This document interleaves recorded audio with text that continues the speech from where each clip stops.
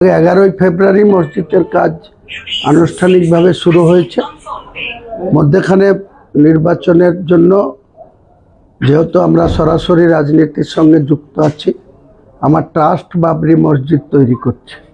কাজে যেহেতু নির্বাচনের টাইমটা আমি নিজে ইলেকশনে কন্টেস্ট করেছি বা আমার পার্টি ইলেকশনে কন্টেস্ট করেছে, তার জন্য কিছুটা স্লো প্রোগ্রেস ছিল।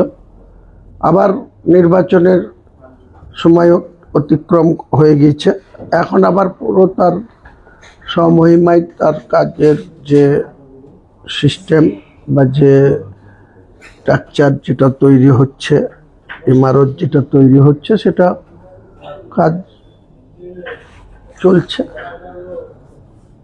আবারও প্রাক্তন অধীর রঞ্জন চৌধুরী মশাই বাবরি মসজিদ প্রসঙ্গে প্রশ্ন তুলেছেন। বাবরি মসজিদ লিখে দিতে পারি হবে না, এই প্রসঙ্গে কি বলবেন?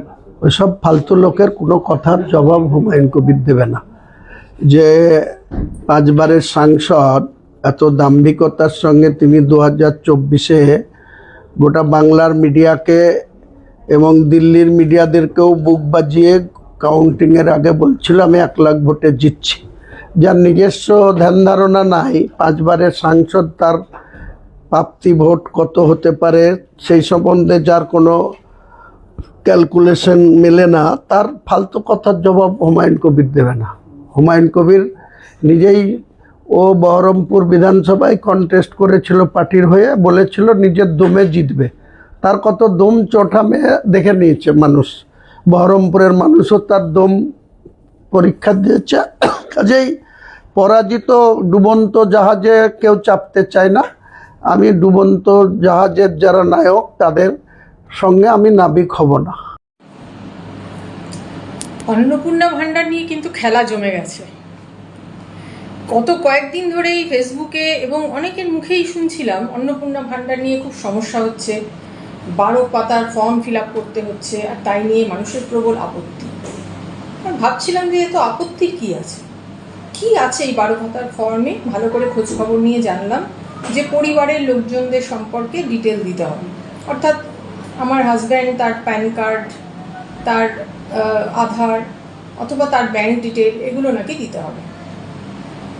এতে প্রচুর মহিলাদের আপত্তি।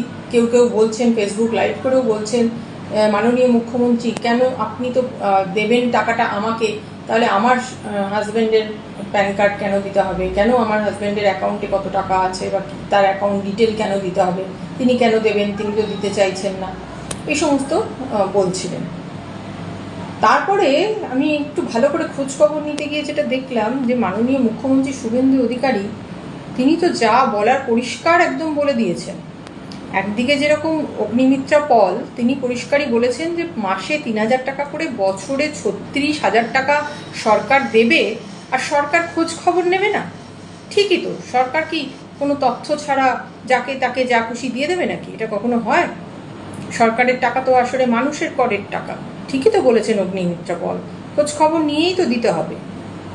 মমতা বন্দ্যোপাধ্যায় তো ভুল করেছিলেন, কোনো খোঁজ খবর না নিয়ে সবাইকেই দিয়ে দিয়েছিলেন লক্ষ্মীর ভাণ্ডারের টাকা। এবার মাননীয় মুখ্যমন্ত্রী যেটা বললেন সেটা তো একেবারে পরিষ্কার, তিনি পরিষ্কার করেই বুঝিয়ে দিলেন যে কারা পাবেন আর কারা পাবেন না। কি বললেন? যাদের ছেলেমেয়েরা ভ্যাকসিনেশন দেয়া হয়নি, যাদের ছেলে মেয়েদের, তাদের অন্নপূর্ণা ভাণ্ডার তাদের জন্য নয়। এবং তিনি কি বললেন যে যাদেরকে ভ্যাকসিনেশন দিতে গেলে তারা বলেন যে জন্ম নিয়ন্ত্রণ হয়ে যায়, তারা কারা, কাদের থেকে এই ধরনের কথাবার্তা আমরা শুনেছি সে তো আমরা সবাই জানি। কাদের উদ্দেশ্য করে তিনি বললেন বোঝাই যাচ্ছে, অর্থাৎ মুসলিমরা। তারা এই নিয়ে এর আগেও বহু হয়েছে, এরকম বহু খবর উঠে এসেছে যে তারা ভ্যাকসিনেশন নিতে চান না, তারা মনে করেন এতে জন্ম নিয়ন্ত্রণ হয়ে যাবে। আর সেই কারণেই তাদের নাম না করে তাদেরকেই ইঙ্গিত করলেন যে ভ্যাকসিনেশন যারা নেন না তারা লক্ষ্মীর ভাণ্ডার, এই অন্নপূর্ণা ভাণ্ডার পাবেন না। আরও একটা বিষয়ও কিন্তু শুভেন্দু অধিকারী বললেন, তিনি বললেন যে যারা সরকারি স্কুলে বা সরকার পোষিত স্কুলে পড়াশোনা করে না, যাদের বাচ্চারা, তারাও পাবে না। এবং তার সাথে আরও একটুখানি বাড়িয়ে তিনি যেটা বললেন যে যাদের বাচ্চারা এমন জায়গায় পড়াশোনা করে যেখানে তাদের এমন শিক্ষা দেওয়া হয় যে বন্দে মাতরম বা জাতীয় সঙ্গীত গাইতে তাদের অসুবিধা হয়, অর্থাৎ বুঝতেই পারছেন ইঙ্গিতটা কাদের দিকে, যাদের ছেলেমেয়েরা মাদ্রাসায় পড়ে তাদের দিকেই নিশ্চয়ই ইঙ্গিত। নাম করেননি অবশ্য, তিনি একদমই উচ্চারণ করেননি, কিন্তু বোঝা যাচ্ছে ইঙ্গিতটা কাদের দিকে। অর্থাৎ এই মুসলিম সম্প্রদায়ের মহিলারা তারা অন্নপূর্ণা ভাণ্ডার আর পাবেন না, এটা মোটামুটি নিশ্চিতভাবেই ধরে নেওয়া যায়, কারণ অন্ততপক্ষে শুভেন্দু অধিকারীর বক্তব্য থেকে কিন্তু সেটা পরিষ্কার হয়ে যাচ্ছে। তো কথা হলো যে এটা পরিষ্কার করে বলে দিলেই তো হয়, সেটা সরাসরি কেন বলছেন না? আসলে ভোটের আগে তো তারা বলেছিলেন যে সবাইকে দেয়া হবে, যারা লক্ষ্মীর ভাণ্ডার পান তারা তাদের সবাইকে দেয়া হবে। তো এখন সেখান থেকে খানিকটা পিছিয়ে আসছেন হয়তো, সেই কারণে এখন বলছেন। ভোটের আগে তো ভোটটা সবার দরকার ছিল, কিন্তু লক্ষ্মীর ভাণ্ডার বা অন্নপূর্ণা ভাণ্ডার যেটা পাল্টে হয়েছে, সে অন্নপূর্ণা ভাণ্ডার সবাইকে দেওয়ার দায় তো এখন সরকারের নয়। সরকার যখন এতগুলো টাকা দেবে বছরে, তাদেরকে হিসেব করে বুঝে শুনেই তো দিতে হবে, সেই জন্যই তারা সেই সিদ্ধান্তটা নিচ্ছেন। এই নিয়ে এত অবাক হওয়ার আর বা এত হইচই করার তো কোনো কারণ নেই।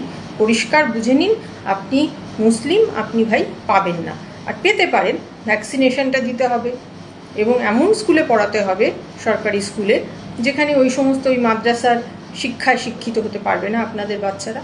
কাজেই সেগুলো যদি মেনে নেন তাহলে অন্নপূর্ণা ভাণ্ডার পাবেন, না হলে কিন্তু পাবেন না। বছরে 36,000 টাকা গন, ওটা আর পাচ্ছেন না।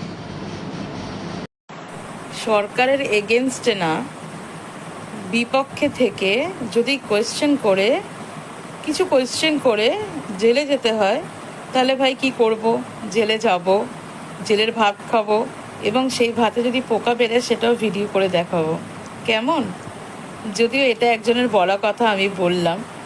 আচ্ছা, বলছি 2020-তে, হ্যাঁ 2020-তে দেশি গরুর গোবর আর গোমূত্র নিয়ে গবেষণা করার জন্য 98 কোটি টাকা বরাদ্দ করা হয়েছিল। তার রেজাল্ট কি কেউ জানো?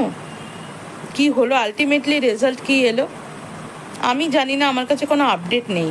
তোমরা যদি কেউ জানো তাহলে আমাকে প্লিজ ডিএমে জানিও, কেমন? কারণ এই চাট্টিদের উৎপাতে আমাকে কমেন্ট বক্স অফ করতে হয়েছে। এত কাঁচা কাঁচা গালাগালি খিস্তিদের সবাই তো নিতে পারে না, আমি আমার কমেন্ট বক্স ওই জন্য অফ করে রেখেছি চাট্টিদের উৎপাতে।